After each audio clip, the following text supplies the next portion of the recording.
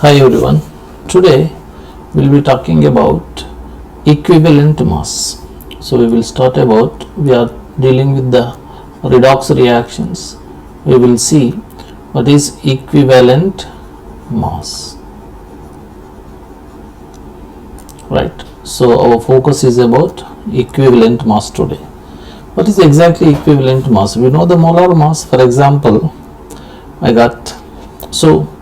equivalent mass can be calculated on the basis of n factor, which is also known as valency factor, n factor or valency factor. Let us understand what is valency factor. From this we will derive what is equivalent mass. So I'll take three examples here. I got sodium metal, magnesium metal and aluminium metal. I'll take one more metal, that is zirconium plus 4. I wrote the cations of the respective metals here. It is obvious that the sodium has lost 1 electron, magnesium has lost 2 electrons, aluminium has lost 3 electrons and zirconium has lost 4 electrons. So when a metal loses its electrons, it is going to form its cation. So this is the cation of the sodium, this is the cation of magnesium, this is the cation of aluminium, this is the cation of zirconium, and these electrons are nothing but the n factors. Valency factor. It is the valency of a cation or anion is called as n factor. Let us take few examples of anions. Like I got Cl minus, O minus 2. I'll take one more like N minus 3, SO4 minus 2. So all of them have different charges. Like chlorine has got 1 electron added, oxygen has got 2 electrons added to it, and nitrogen has got 3 electrons added to it, and sulfate has got 2 electrons added to it. So these electrons are nothing but the n factor. So whenever they take part in chemical reactions, so these are the ones which are going to take part in chemical reactions. So 1 electron of sodium is always going to participate, 1 electron of magnesium, 3 electrons of aluminium and zirconium, 4 electrons are always the participants in chemical reactions. Therefore, these numbers are nothing but the valency factors. If you know the valency factor, the equivalent mass is easily calculated. The equivalent mass of any element of this kind is equals to, the formula is equivalent mass is equals to molar mass, atomic mass divided by n factor, gives you the equivalent mass of any substance. So equivalent mass can be calculated simply by using this formula. In sodium case, so it has lost 1 electron. So therefore sodium's atomic mass is 23. So 23 by 1 is the equivalent mass of sodium. Magnesium has got 24 is its atomic mass, therefore 24 by 2 is 12 is the equivalent mass of magnesium. Aluminium has got 27 is its atomic mass, divided by 3 gives me 9 equivalent mass, 9 grams of equivalent mass of aluminium. And zirconium is close to 92, should be divided by 4. So this gives me, how much is it? So 4 goes 2 times, so 8. So it will be 23 is the equivalent mass of zirconium.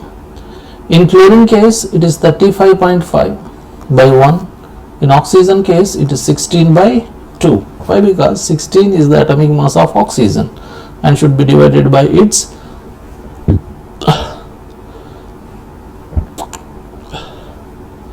should be divided by the oxygen atomic mass should be divided by 2, which gives me 8. Nitrogen's atomic mass is 14, should be divided by 3 to get its equivalent mass. In sulfate case, sulfur is 32 and here you got 64. 32, 64 is 96, should be divided by 2. This gives me the equivalent masses of these cations and anions, right? So obviously cations atomic mass, cations equivalent mass of a cation or anion is equals to atomic mass in case of atom divided by n factor, gives you that. So that is the n factor is the positive charge of it, right? Next we will go to acids, bases. I will take some place here, so I will go for bases here. Bases कुछ examples देखेंगे, then we will see about oxidizer or reducer. So in तीनों का valency factors, how to get it, we will see it. So in acids case, the n factor equals to number of hydrogens displaced, displaceable as nothing but the n factor of an acid. It is not number of hydrogens present in an acid. For example, we got H3PO3. There are 3 hydrogens, but n factor is not 3. So this has to be studied by the structure of H3PO3.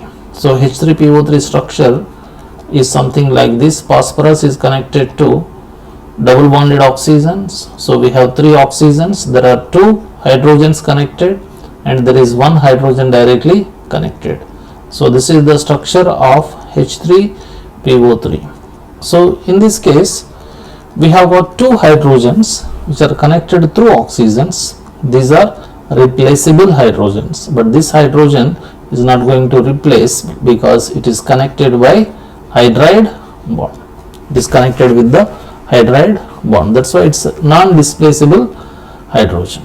So n factor for H3PO3 is 2 because there are 3 hydrogens, but it can only displace 2 hydrogens. We'll talk about H3PO4. The n factor of H3PO4 is 3 because the phosphorus has connected to 3 oxygens like this, and all the oxygens which are connected by single bond are connected by hydrogens. So this is the structure of H3PO4 where the n factor is 3 for it. Okay, so we'll talk about the other one is H3PO2. Okay, so we'll see bases we'll talk about later. H3PO2 structure of it is phosphorus has got 1 oxygen and 3 bonds here. There are 3 hydrogens. So this is the structure. So we have got this kind of structure, right? So this is the structure H3PO2. We have got this hydrogen is non-displaceable. This hydrogen is non-displaceable. This hydrogen is non-displaceable. This hydrogen can be displaceable. So this hydrogen can be displaceable. So its valency factor, n factor is only 1. So using this you can calculate the equivalent masses of these acids. So we'll take one more example, H2SO4. H2SO4, sulfur has connected to 2 oxygens like so. So here the 2 hydrogens are replaceable. So n factor for sulfuric acid is 2. Using these structures we can calculate the n factors of different acids. The acids case, n factor is not equal to number of hydrogens present, but number of hydrogens replaceable by a metal is the n factor of an acid, right? So let us find the atomic masses of these ones, then we can calculate it. For H3PO3, let us calculate the molar mass. Molar mass is, so we got 31 for phosphorus, oxygen 16, 3s are 36, no 13, no wait. So it's 48, right? 16 3s are 48 plus 3. We'll cut it. Okay. Next we will go to bases. Next we will talk about bases. For bases के लिए the n factor is number of OH minus ions present in it. For example, for NaOH the n factor is 1. For magnesium hydroxide MgOH taken twice, n factor is 2. For aluminium hydroxide the n factor is 3. For zirconium hydroxide is Zr, not zinc hydroxide. Zirconium hydroxide has got this structure, so n factor is 4. Just for sodium case, so molar mass of NaOH by 1, so here it is molar mass by 2, here the molar mass divided by 3, here the molar mass is divided by 4. So this is how the equivalent masses of bases can be calculated. Next we will go to oxidizer. Oxidizer or reducer. This is another important part of it. So this you need to be clear here. So whenever we talk about oxidizer or reducer, I recall one term, that is band 153. So what is the meaning here?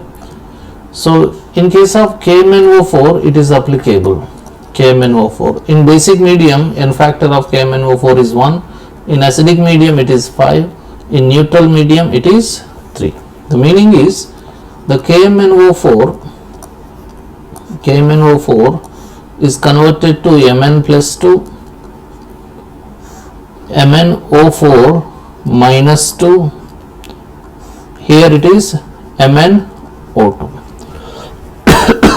The oxidation number of manganese here it is plus 7, so here it is plus 2. So the 5 electrons are involved, therefore the n factor is 5.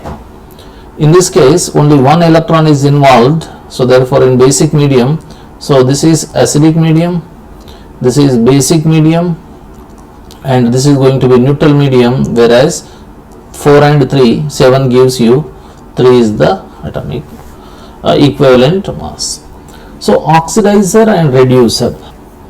So in oxidizer case, equivalent mass equals to molar mass by number of electrons transferred per 1 mole of substance. Even for reducer also we use the same formula, that is molar mass of the reducing agent by number of electrons lost. So the oxidizer always gains electrons and reducer always lose its electrons. So electrons lost is the n factor in case of oxidizer, here it is the reducer. Okay, we'll move on. Let us take one equation. So we got KMnO4 reacts with H2C2O4 in presence of sulfuric acid and gives us K2SO4 MnSO4 CO2 and the water.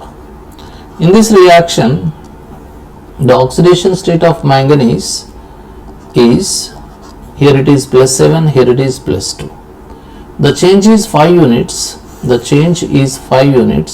therefore n factor for this reaction is 5.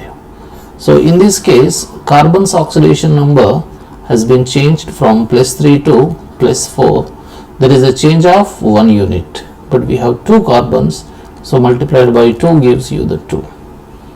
So therefore for this reaction n factor is 5, for this reaction n factor is 2. For a complete reaction you can calculate the oxidizer and reducer. In any example you can talk about this, right? We'll take one more example. K2Cr2O7 plus HNO2 gives us Cr plus 3 plus NO3 minus. In this case the chromium's oxidation number has been changed from plus 6 to plus 3. So there is a change of 2 units per 1 chromium. So since we have 2, so it should be 2. So the n factor is going to be 6. In nitride case, the change in units is 1 unit. So that's why the n factor for this question is 1. Right. So here the complicated one is, in a disproportionation reaction, how do we calculate the equivalent mass of a reaction? H2O2 gives us H2O plus half O2. So the same oxygen has been oxidized as well as reduced here. So here it has minus 1, here it is minus 2, here it is 0. The oxygen in first case has been reduced to water and the oxygen has been oxidized to 0. The change here is 1 unit. The change here is also 1 unit. So this is the n factor 1 and this is the n factor 2. In this case, if the same element oxidizes as well as reduces, in this case we have to find n factor for total reaction would be n factor 1 times n factor 2 over n factor 1 plus n factor 2. So which is 1 times 1 over 1 plus 1 equals to 1 by 2 is the n factor for this reaction. Right. So what is the use of this equivalent mass? So let us talk about law of equivalence. Law of equivalence. Law of equivalence. The meaning of law of equivalence is simple. When reaction takes place, the reactions combine in their equivalent ratios. For example, I take a general equation, that is A reacts with,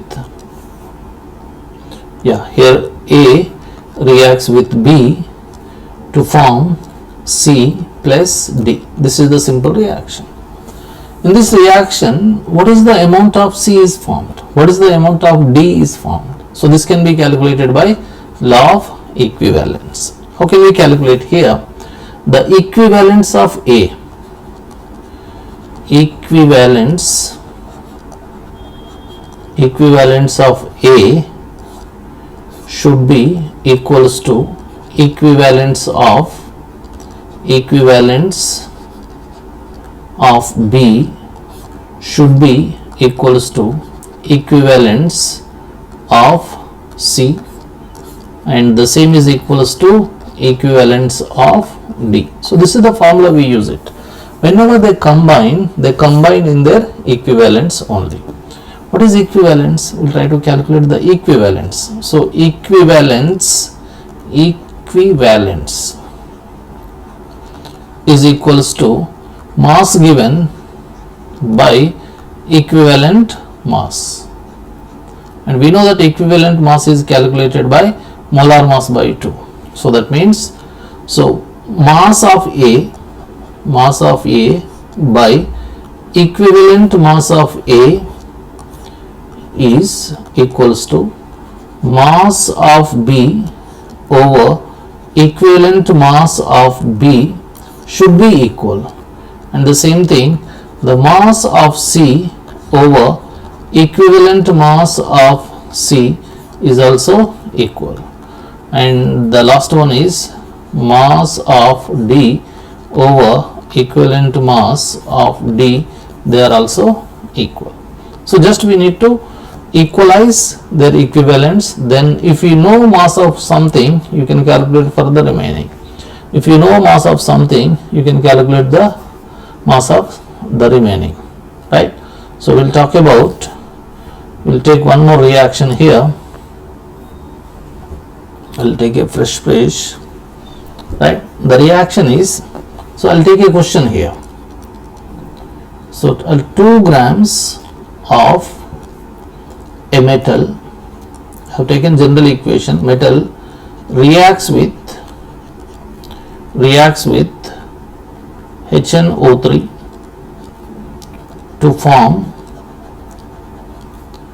a metal nitrate, a metal nitrate, and the metal nitrate I'll write it like MnO3 taken X reacts with HCl and forms metal chloride McX. So we have to find metal chloride X, and metal chloride X mass is like, let us take 2.66 grams दिया हुआ है, मैंने ऐसे कुछ random value लिया है. So how to find the mass, equivalent mass of this? According to law of equivalence, metal when reacts with HCl, it gives you metal chloride. We don't know what is the valency of metal, that's why I wrote it as MlCX, right? According to the law of equivalence, metal equivalence, equivalence of metal, equivalence of M should be equals to equivalence of McX, they should be equal. So equivalence कैसे calculate करेंगे? So we can calculate by mass by equivalent mass equals to mass by equivalent mass. So this is the formula to calculate the equivalence of both. So for this, what should I do here? Right? What I'm going to do here, the mass of the metal we don't know, I'll put it as X. Mass of the metal is X, right? No, mass of the metal is given to us. Mass of the metal is given to us. How many grams it is? 2 grams divided by, we don't know the equivalent mass of metal, so I put E here, which is equals to equivalent mass. The mass of metal chloride is given as how much it is? 2.66 should be divided by. So you have two things in metal chloride. What is this? One is metal, one is metal chloride. So metal's equivalent mass, I write it as E, and chlorine's equivalent mass is, we know that, 35.5. Just I equated equivalents of both metal and metal chlorides. Then we will solve for E. Cross multiply करेंगे, it will be 2 times of E plus 35.5 equals to 2.66 E. Then I distribute this one, 2E plus 35.55 multiplied by 2, right, will be 71 equals to 2.66 E. Okay, then what shall we do? So we'll take this one here, the other one goes the other side, so it will be, so it becomes minus, right? So 0.66 E equals to 71 and E equals to 71 over 0.66. On solving this, you will get around 108. If you know the chemical reaction, you can calculate the equivalent mass of any substance formed here. We'll take one more example where we will understand the importance of equivalence. The question is something like this: 1 gram of calcium is burnt in oxygen to form X grams of calcium oxide. So what is X? इसको calculate करना है. How can I do this? So we apply the same. So metal mass of the metal, that is mass of the calcium by equivalent mass of the calcium, equals to mass of CaO over mass of, so equivalent mass of both the elements. So E of calcium plus E of oxygen, right? So mass of A is given as 1 gram, calcium equivalent mass, atomic mass is 40, valency is 2, equals to 20. So which is 20 equals to mass of calcium oxide should be calculated. So it is 20 plus 8 is the equivalent mass of oxygen, because it is O minus 2, which is 16 by 2 equals to 8. So that means, so it should be 28 equals to 20x, cross multiplying. So x equals to 28 by 20, which is 1.4 grams. In this way, you can calculate the mass of any substance formed in any chemical reaction. Only thing, you know the mass and equivalent masses you should remember. Right, we'll take up one more question. So this is the JEE question, JEE 2020 question. 2020 question. You are given few compounds, like you are given Fe2, FeC2O4 is given to you, FeC2O4 is given to you, Fe2C2O4 taken thrice is given to you, FeSO4 is given to you, Fe2SO4 taken thrice is given to you. This is treated with X moles of KMnO4. So to oxidize all of these, how many moles of KMnO4 is required? ये इसमें कितना required है? So that's what you have to find out. This is JEE question. Let us see that in acidic medium, KMnO4 always turns to Mn plus 2. So plus 7 to plus 2 is always involved 5 electrons. So n factor is always 5. So इसमें आपको check करना है किसका oxidation हो रहा है, कितना electrons का रिक्वायरमेंट हो रहा है. So first of all we'll talk about FeC2O4 where iron is in plus 2 state, this is in minus 2 state. Iron will be converted to Fe plus 3 by loss of 1 electron. C2O4 is converted into 2 moles of CO2 by loss of 2 electrons. So here 2 electrons are required. Let us talk about this one. In this case, iron is in plus 3 state and you have C2O4 minus 2. C2O4 minus 2 is converted to CO2 by loss of 2 electrons. So this is not going to oxidize anymore because it is already in highest oxidation state. For 2 carbons, 2 electrons, but you have 2 into 3, 6 carbons are there. So therefore it must be multiplied by 3 equals to 6 electrons are required here. We'll talk about FeSO4. FeSO4 has got Fe plus 2, SO4 minus 2. So Fe plus 2 becomes Fe plus 3 where 1 electron is released and SO4 minus 2 gives no oxidation. So how many electrons are required here? So you got 1, 2, 3, 4, 6. So total 10 electrons are released here. Total number of electrons released by this is 10 electrons. That means 10 electrons are released and each case 5 electrons are taken up. That means we need 2 moles of it. What is the meaning of this question is, if you take 2 moles of KMnO4, which need how many electrons? 10 electrons are required. These 10 electrons are given from, so these ones, Fe2, 10 electrons are given by, so these compounds. Okay, thank you.